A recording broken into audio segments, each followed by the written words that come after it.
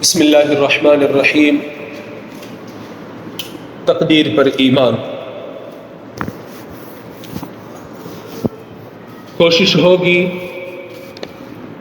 کہ مختصر انداز میں، مختصر الفاظ میں آپ کو اس عقیدے کے بارے میں کچھ بتا سکوں۔ اللہ تعالیٰ سے دعا ہے کہ مجھے اور آپ کو سمجھنے کی توفیق عطا فرمائے۔ تقدیر کسے کہتے ہیں؟ تقدیر عربی زبان کا لفظ ہے۔ سب سے پہلے تو ہم اس کی لغوی تعریف کو سمجھنے کی کوشش کرتے ہیں کہ لغت میں، عربی زبان میں، عربی ڈکشنری میں تقدیر کا کیا مطلب ہے۔ تقدیر یہ لفظ قدر سے نکلا ہے، اور قدر کا معنی ہے اندازہ کرنا، طے کرنا، مقرر کرنا۔ قدر کہتے ہیں اندازے کو، طے کرنے کو، ٹھیک ہے۔ تقدیر کسے کہتے ہیں؟ اندازہ کرنا، طے کرنا، مقرر کرنا، فیصلہ کرنا۔ اندازہ کرنا، مقرر کرنا، فیصلہ کرنا، تقدیر۔ اصطلاح شریعت میں، یعنی ہم مسلمان ہیں، اسلام کی پھر اپنی دین اسلام کی اپنی اصطلاحات ہے، تو اسلام میں، شریعت اسلامیہ میں، شریعت میں تقدیر کا کیا مطلب ہے، اصطلاحی تعریف اس کی کیا ہے؟ اللہ تعالیٰ نے اپنے علم اور قدرت سے تمام مخلوقات کے زندگی کے ایک ایک لمحے کے بارے میں جو پیشگی منصوبہ بندی فرمائی ہے، پلاننگ فرمائی ہے، اسے اللہ تعالیٰ نے پھر لوح محفوظ میں لکھ بھی دیا ہے، درج بھی کر رکھا ہے۔ اس بات پر ایمان رکھنا عقیدہ تقدیر پر ایمان کہلاتا ہے۔ کیا مطلب؟ مزید آسانی سے آپ کو سمجھا لیتا ہوں۔ اللہ تعالیٰ نے اپنے پیشگی علم کی بنیاد پر، ایک تو یہ ہے کہ یہ وقت ہے، میں آپ کو دیکھ رہا ہوں، مجھے معلوم ہے کہ یہ سردار صاحب یہاں بیٹھے ہوئے، ٹھیک ہے، لیکن توجہ کریں ذرا یہاں۔ ایک ہے پیشگی علم، پہلے سے ہی علم ہو، تو اللہ تعالیٰ نے اپنے پیشگی علم کی بنیاد پر جو پیشگی منصوبہ بندی فرمائی ہے، پہلے سے ہی پیشگی منصوبہ بندی اور پلاننگ فرمائی ہے مخلوقات کی، اور ایک ایک مخلوق کی، اور پھر اسے لوح محفوظ میں، کتاب تقدیر میں اللہ نے اسے درج بھی کیا ہے۔ اس بات پر ایمان رکھنا کہ اللہ تعالیٰ نے پیشگی علم کے بنیاد پر پیشگی منصوبہ بندی فرمائی ہے تمام مخلوقات کی، اسے لوح محفوظ میں درج بھی کر رکھا ہے، اس بات پر ایمان عقیدہ تقدیر کہلاتا ہے، تقدیر پر ایمان کہلاتا ہے۔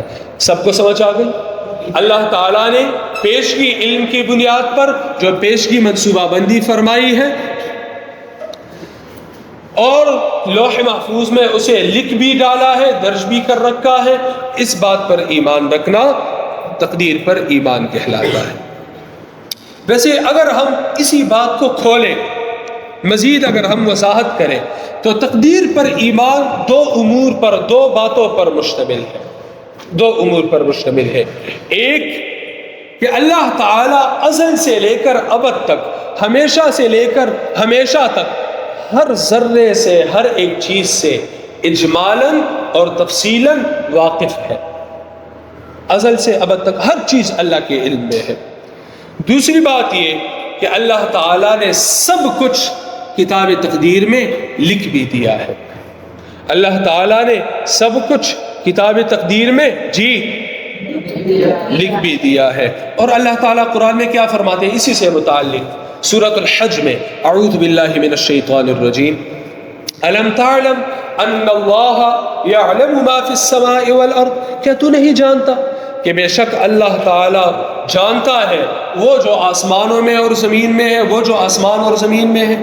ایک تو ہے کہ اللہ سب کچھ جانتا ہے، دوسری بات ان ذالک فی کتاب، بے شک یہ سب کچھ فی کتاب، ایک کتاب میں ہے، کتاب تقدیر میں لکھا ہوا موجود بھی ہے۔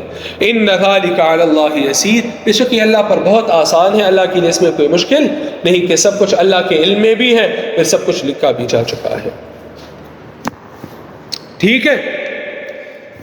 تو یہ عقیدہ تقدیر پر ایمان کا معنی اور مفہوم.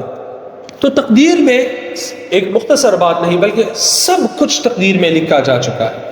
بارش ہوگی یا نہیں ہوگی، کس وقت ہوگی کس وقت نہیں ہوگی، کتنے قطرے برسیں گے، کتنا قطرہ کتنے حجم کا ہوگا، کتنے سائز کا ہوگا، کون سا قطرہ کہاں گرے گا، پھر کتنے وقت میں وہ خشک ہوگا، کس چیز پہ گرے گا، فلاں کی زندگی کتنی ہوگی، جی وہ کتنی سانسیں لے گا، کتنے نوالے لے گا، پانی کے کتنے قطرے اور کتنے گھونٹ وہ لے گا، ٹھیک ہے، اس کے جسم پہ کتنے بال ہوں گے، وہ کیا کرے گا کیا نہیں کرے گا، وہ نیک اعمال کرے گا یا برے اعمال کرے گا، وہ اس کا رزق کتنا ہوگا، اسی طرح اس کا انجام کیا ہوگا، وہ جنتی ہوگا یا جہنمی ہوگا، یہ سب کچھ لکھا بھی جا چکا ہے. اچھا لیکن اس میں ایک نقطہ ہے، پھر یہاں ایک اور سوال اٹھتا ہے. وہ سوال یہ ہے کہ جب سب کچھ لکھا جا چکا ہے پھر یہ حساب کتاب جنت جہنم کیوں ہے؟ جب انسان کا کوئی اختیار ہی نہیں، جب سب کچھ لکھا جا چکا ہے، جب انسان کا کوئی اختیار ہی نہیں تو پھر اسے سزا اور جزا کیوں؟ جواب یہ ہے جن کاموں میں جن معاملات میں انسان کا کوئی اختیار نہیں، ان معاملات میں ان کاموں میں سزا اور جزا بھی نہیں. جن معاملات میں جن کاموں میں انسان کا کوئی اختیار نہیں، ان معاملات میں کوئی سزا و جزا نہیں. جن کاموں میں انسان کا کوئی اختیار نہیں، ان کاموں میں ان معاملات میں کوئی سزا اور جزا نہیں. مثال کے طور پر ایک شخص کی زندگی ہے، وہ ہے 20 سال، کوئی سزا و جزا نہیں کہ تمہاری 21 سال کیوں زندگی نہیں، 20 سال کیوں ہے، نہیں، اختیار ہی نہیں اس جی خلگنے کینا جی سیرہ کینا، کوئی سزا نہیں. جی یہ اب آپ کے اختیار میں ہے کہ کلاس میں کس طریقے سے بیٹھنا ہے. ایک بات یہ.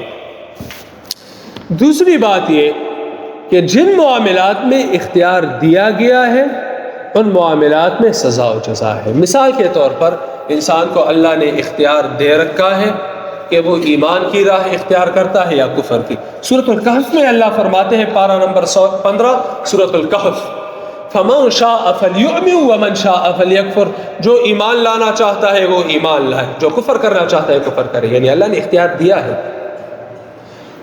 اب اس اختیار کا آپ صحیح طریقے سے استعمال کریں گے تو کامیابی ہے، جزا ملے گی، غلط استعمال کریں گے تو سزا ملے گی. سوال یہ ہے کہ یہ پھر کیسا اختیار ہے؟ پہلے سے اللہ نے لکھ رکھا ہے تو پھر ہمارا اس میں کیا اختیار ہے؟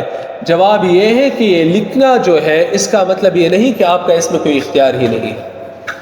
تقدیر میں کیا لکھا ہے؟ فلاں کو میں اختیار دوں گا، وہ اپنے اختیار سے ایمان یا کفر کی راہ اختیار کرے گا، جس کا نتیجہ یہ ہوگا کہ یہ جنت جائے گا یا جہنم جائے گا. اختیار دوں گا، یعنی اس لکھنے سے یہ مجبور نہیں ہے، یہ تو اللہ تعالیٰ نے اپنا پیش کیے علم پہلے سے ہی لکھا ہے. آپ کو صرف سمجھانے کے لیے ایک مثال دوں، صرف سمجھانے کے لیے. مثال کے طور پر استاذ ہوتا ہے، ایک ٹیچر ہوتا ہے اور وہ کہے، مثال کے طور پر ایک ٹیچر ہے، اس کے سامنے 5 اسٹوڈنٹس ہیں. یہ ٹیچر اسے 1 سال پڑھا چکا ہے. اس استاد سے پوچھا جائے کہ یار آپ کیا کہتے ہیں؟ وہ کہیں گے یار یہ فلاں فلاں اور فلاں یہ دونوں فیل ہوں گے. وہ اسٹوڈنٹ فیل ہو جائے، کل کو کہ یہ کہہ سکتا ہے کہ یہ چونکہ استاذ نے کہا تھا، ٹیچر نے کہا تھا کہ یہ فیل ہو گیا لہٰذا یہ فیل ہو گیا، اس میں اسٹوڈنٹ کا کوئی قصور نہیں. ایسا کوئی کہہ سکتا ہے؟ نہیں، بلکہ یہ تو استاذ نے پہلے سے ایک اندازہ لگایا، اس اندازے کی بنیاد پر اس نے یہ کہہ دیا. تو اسی طرح اللہ تعالیٰ کا علم تو یقینی ہے، اللہ کو پہلے سے اندازہ تھا اور علم تھا کہ میں اختیار دوں گا، لیکن یہ فلاں فلاں فلاں اپنے اختیار کا درست استعمال کریں گے یا غلط استعمال کریں گے. تو تقدیر کا مطلب یہ نہیں کہ انسان مکمل مجبور ہے. جن معاملات میں یہ مجبور ہے اس میں اس کے ساتھ کوئی حساب کتاب نہیں۔ جن معاملات میں اللہ تعالیٰ نے اسے اختیار دے رکھا ہے اسی معاملات میں، انہی معاملات میں اس کے ساتھ حساب کتاب بھی ہے اور سزا اور جزا بھی ہے۔ انسان نامکمل مجبور ہے، نامکمل مختار اور اختیار والا ہے۔ بعض معاملات میں اسے اختیار حاصل ہے، بعض معاملات میں اسے اختیار حاصل نہیں ہے اور مجبور ہے۔ جن معاملات میں مجبور ہے ان میں کوئی سزا نہیں، جن معاملات میں اسے اختیار دیا گیا ہے ان معاملات میں اس کے ساتھ پھر حساب کتاب بھی ہوگا۔ اچھا، تقدیر، یہ تو تقدیر کا معنی اور مفہوم میں نے آپ کو بتا دیا، اس پر جو سوال اٹھتا ہے وہ بھی میں نے آپ کو سمجھا دیا۔ عقیدہ تقدیر کی اہمیت کی جانب اگر ہم آئے تو دیکھیے، نبی علیہ الصلوۃ والسلام سے جبریل علیہ الصلوۃ والسلام نے پوچھا کہ یا رسول اللہ ایمان کیا ہے؟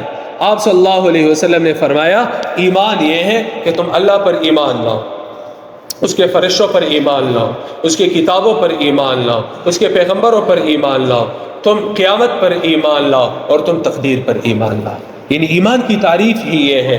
ایمان کسے کہتے ہیں؟ اللہ پر ایمان لانا، کتابوں پر، پیغمبروں پر، فرشتوں پر، آخرت پر، تقدیر پر۔ یعنی تقدیر پر ایمان نہ ہو تو یہ تو ایمان ہی نہیں ہے، بندہ تو مومن ہی نہیں۔ اسی طرح نبی علیہ الصلوۃ والسلام کی حدیث مبارکہ کا مفہوم ہے، جب تک کوئی شخص، جو کہ صحیح مسلم میں بلکہ سنن ابی داؤد، سنن ترمذی میں موجود ہے، نبی علیہ الصلوۃ والسلام فرماتے ہیں جب تک کوئی شخص اس بات کی گواہی نہ دے کہ اللہ ہی عبادت کا لائق ہے، میں اللہ تعالیٰ کا حق پیغمبر ہوں، مرنے کے بعد زندہ ہونے پر، قیامت پر اور تقدیر پر ایمان نہ لائے تو وہ ایمان والا نہیں ہو سکتا۔ جب تک کہ اس بات پر ایمان نہ لائے کہ اللہ ہی عبادت کے لائق ہے، میں اللہ تعالیٰ کا پیغمبر ہوں، قیامت قائم ہوگی اور اسی طرح تقدیر حق ہے، جب تک کہ ان چار باتوں پہ ایمان نہ لائے وہ ایمان والا نہیں ہو سکتا۔ تو تقدیر پر ایمان لانا بہت ضروری ہے۔ باقی یہ بات جو کہ کہا جاتا ہے کہ تقدیر کا مسئلہ یہ بہت پیچیدہ ہے اور یہ بڑا نازک ہے، تو یہ پیچیدہ اس شخص کے لیے ہے جو غور و فکر نہیں کرتا، جب تک کسی شخص نے اس عقیدے کے بارے میں غور و فکر نہیں کیا، اسے سمجھنے کی کوشش نہیں کی، اس کے لیے یہ پیچیدہ ہے۔ لیکن جو شخص اسے سمجھ جائے اس کے لیے تو کوئی پیچیدگی نہیں۔ پھر اس میں سائیکل چلانا ہے، یہ تو بڑا مشکل کام ہے، دو پہیوں پر کسی چیز کو چلانا، لیکن جو چلا سکتا ہے اس کے لیے تو سب سے آسان کام یہی ہے۔ اسی طرح عقیدہ تقدیر پیچیدہ ہے، لیکن کس کے لیے؟ جس نے کوشش نہیں کی سمجھنے کی، جس نے تھوڑی بھی کوشش کی ہے، انشاءاللہ اس کے لیے بہت آسان ہے۔ جو نبی علیہ الصلوۃ والسلام نے اس معاملے میں سوال و جواب سے منع کیا ہے، تو سوال و جواب سے مراد ڈیبیٹ کرنا ہے، بحث مباحثہ کرنا ہے۔ ان معاملات میں بے جا بحث مباحثہ نہیں کرنا، فضول اس میں لگے رہنا نہیں، بس سیدھی سادی موٹی موٹی بنیادی جو باتیں ہیں اسے سمجھ جائے، اس پہ یقین کرے اور الحمدللہ کہے۔